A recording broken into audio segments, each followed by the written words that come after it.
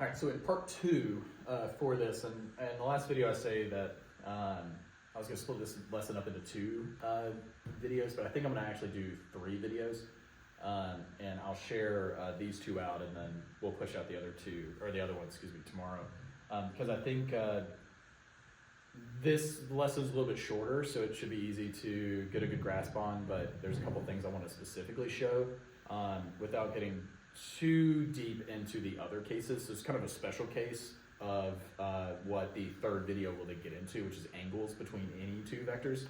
What we're going to focus on right now is perpendicular vectors. So a very special case of 2 vectors interacting with one another, and that they form a right angle in between them.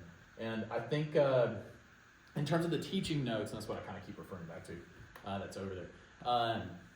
In terms of the teaching notes, there's an example later on, so I'm kind of doing this a little out of order.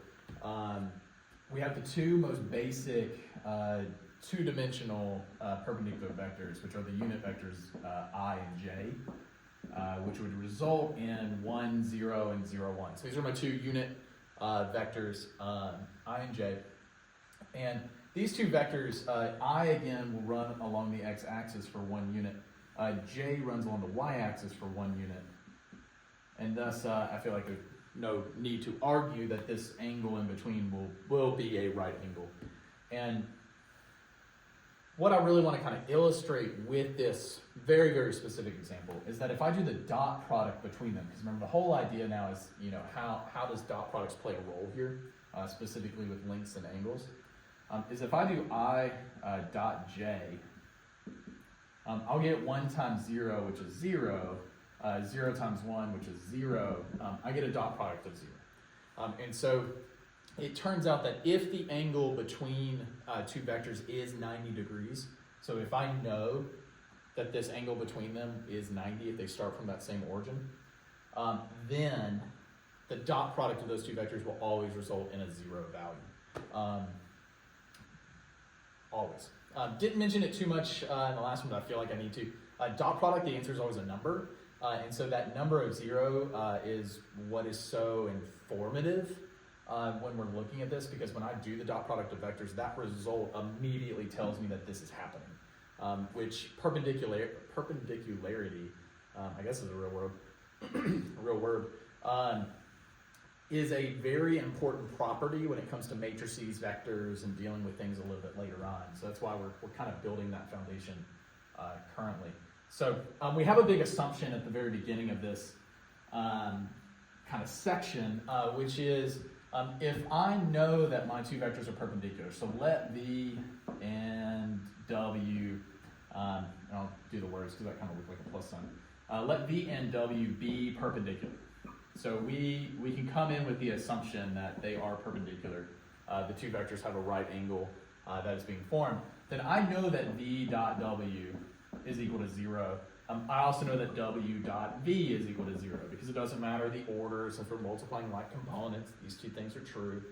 And we have 0 is equal to 0. Well, the property, the theorem, is if this is the case, then we have this really kind of important relationship that if I take the length of V plus W and I square that, so if I add my 2 vectors together, and I want to calculate that length. If that length is squared, this is directly equivalent. So it's equal to the length of my vector for V squared plus the length of my vector for W squared. And you can kind of see like visually how appealing this is. It's almost as if we are allowed to break up the magnitudes, the length symbol here, to each vector and then add those 2 things together. And we can think about it that way. It's really similar to the concept of how people want to constantly apply square roots to individual terms that are being added, but that is not always the case. So you can see how here this is kind of a very special scenario where, again, we are assuming this. So if my 2 vectors are perpendicular, then this will always be true. And so I kind of want to prove that. The teaching notes kind of show you and then I think given a visual afterwards, but seeing this math kind of play out, this proof, I think is valuable for future material. So if we're looking at this and we want to prove it, again, let's let V and W be perpendicular. We want to start with this left-hand side and then ultimately show that we get this right-hand side. And so I'm going to erase my right-hand side here because this is what we want to get to. And so we start with this. Well, V plus W squared, that magnitude squared, remember, is just the dot product of V plus W. So I have V plus W dot V plus W. So if I have these two that I'm dot producting together, it turns out that I'm doing V dot V plus V dot W. It's a distributive property. No. There we go. Plus, put my vector symbol in here. W dot V plus W dot W. And we saw from our beginning assumption is that V dot W is 0, but so is W dot V. So this term here and this term here are both equal to 0. So that's 0 and that's 0. Well, if you notice now I have V dot V and I have W dot W. Well, that right there is the magnitude of V, the length of V squared, and that is the length of W squared. And we get our final result just from that. Now, it may not be perfectly clear of this property from going from here to here, so I would encourage you to try it.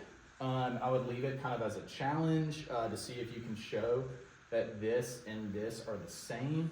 It's very, very doable, and so I think you could try it. I may leave it as a problem or maybe for your Unit 1 problem set, so it's something to take a look at.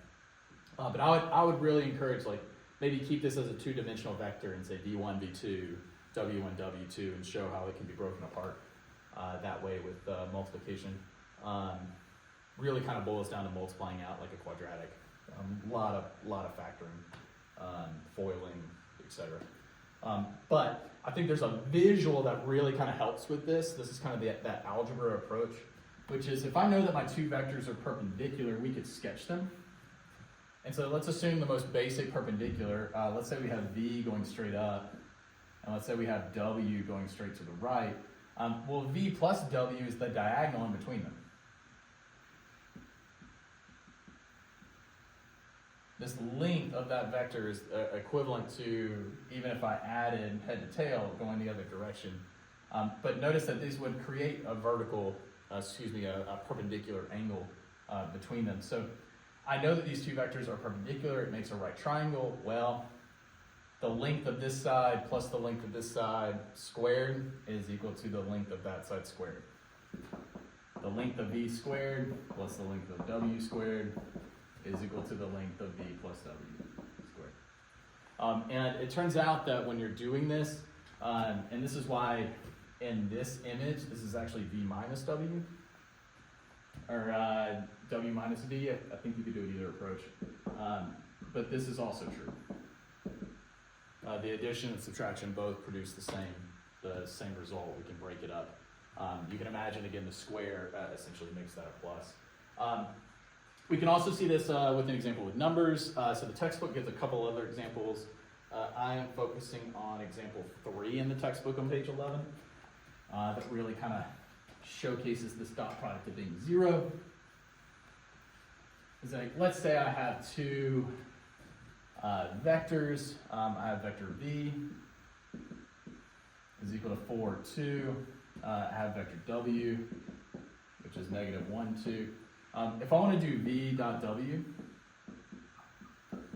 I have 4 times negative 1 plus 2 times 2, and we can see that this gives me 0. And so what that is telling us is that these two vectors have an angle of 90 degrees in between them when we sketch them out. Another way we can see this in terms of applications that I think is really neat that the book kind of gets into is what you can imagine through this dot product in terms of a format is, let's imagine we have a seesaw where the fulcrum is located right here in the middle, and we imagine that's 0. If I take one step to the left and I apply a mass of 4 grams, kilograms, however you want to look at it, and then I take 2 steps to the right and I place a block worth 2, because it's further out, it's gonna have more torque. Well, this one, because it's also trying to balance, this would actually come out to be equilibrium. The forces that are being applied here and the forces that are being applied here would essentially counteract each other. And we see that in terms of the dot product through the multiplication of the mass and the distance from zero, the distance from the fulcrum. And so you can actually do this and perform this with any kind of seesaw, where you would want the multiplication and addition to come out to be zero. And I think there's another fascinating example in the textbook. It's example 5, which talks about in terms of economics. And this is where I think you can really see the application of linear algebra outside of general math. Is, let's assume that you have, let's see, they've got 2 different cases. You've got price versus quantity of items. So let's say you have a vector P for price. So this vector would essentially contain P1, P2, P3 for 3 things. You've got your quantities, Q1, Q2, and Q3. Well, if I do the dot product, P1 times Q1, this is the price of an item and the quantity, how many. So in total, this is calculating total cost. P2 and Q2 would be the total cost of the second. P3 and Q3 would be the total cost of the third. If I add all these 3 things together, if this comes out to be 0, it means the books are essentially balanced. That the cost over all of these elements zero out. And so again, the dot product, the use of creating a list, right? That's what this is now. And being able to work with those numbers in terms of a spreadsheet, etc., can tell me something really important overall with this problem. The book kind of hits on, and I guess this is, we can kind of use this to relate. I was kind of reading through, if you think about a supermarket, this is only 3 items. You can see how the dimension would get really, really high, like really fast. And so the items could get lost. And so using this mathematics in terms of that field can simplify things down a little bit more. So big idea in this kind of case, perpendicular vectors, when it has an angle of 90 degrees in between, we have the dot product being 0. And so the last thing that I want to kind of illustrate is this idea, because this will kind of help lead in to the angles between vectors, and also kind of really see again why this is true that we said at the very, very beginning. So it kind of ties into the next part. Let's say we have a vector, we call it U, V. This is example 4 in the textbook. Let's say my vector V is 1, 0. And let's say we have a vector of U that's constructed using cosine and sine. So you can kind of see cosine is connected with the horizontal component, sine is connected with the vertical component. The angle, in this case, is really relating the angle between the x-axis in that vector. So you can kind of view it a little bit more similar to forces and vectors from pre-cal. But the way that this is laid out, if we look at a graph, my vector of V is on the x-axis. It's the unit vector along the x-axis. Well, U is then actually measured based off of that angle from the x-axis. That's my theta. So if we're talking about angles between vectors in particular, that this has some kind of connection with dot product, specifically when it's perpendicular, that dot product would be 0. If I take the dot product between these 2 vectors, V dot U, I get 1 times cosine or cosine, and I get 0 times sine, which is 0. So notice in terms of the illustration, if I rotate U 90 degrees so that U is going straight up and down, and this now forms a 90-degree angle, cosine of 90 is 0. And so we see that relationship that we started with in terms of our assumption. When we saw our first case of the original unit vectors, but now we can kind of define it more generally. So This also kind of helps illustrate a really important relationship for the angle between like any two vectors, so they don't have to be perpendicular. Angles that are angles of 45 degrees, etc. This tells us something about the dot product, that the dot product is actually giving us the cosine value of the angle between those two vectors. So the next video, we'll take a look at that, and we'll round out the triangle inequality and look at, I believe, the Short's theorem, and then that'll be it for section 2. So I'll have that up soon. Meantime, you can take a look at these. You're good to go.